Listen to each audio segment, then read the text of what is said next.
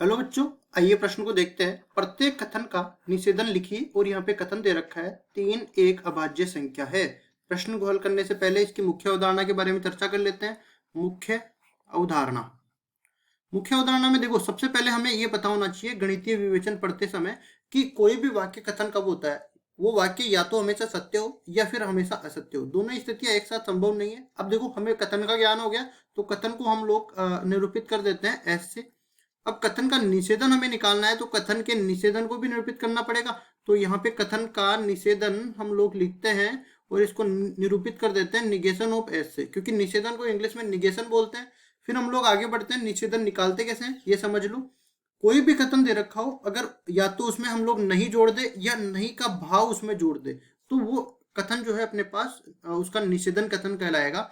और यहाँ पे एक चीज याद रखो कि अगर कोई कथन सत्य है तो उसका निषेधन हमेशा असत्य होगा, अगर कोई कथन असत्य है तो उसका निषेधन हमेशा सत्य होगा।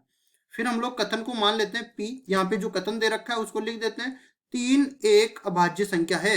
अभाज्य संख्या है।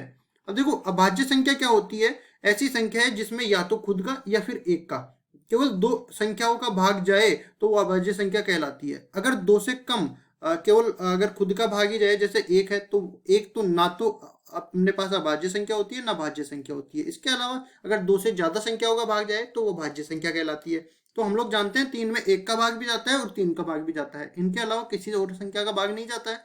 तो ये अभाज्य संख्या तो है और दिया हुआ कथन अपने पास सत्य है। ठीक है। अब इसका मेरे को निषेधन लिखना है। तो निषेधन का मैंने क्या बताया था कि निगेशन ऑफ एस से तो इसको व्यक्त करते हैं और निषेधन करते टाइम पे इसमें नहीं जोड़ देते हैं। तो 3 एक अभाज्य संख्या नहीं है। अभाज्य संख्या नहीं है, ये इसका हो जाएगा निषेधन। अब देखो, ये सत्य है तो ये असत्य हो जाएगा क्योंकि 3 एक अभाज्य संख्या है। ठीक है।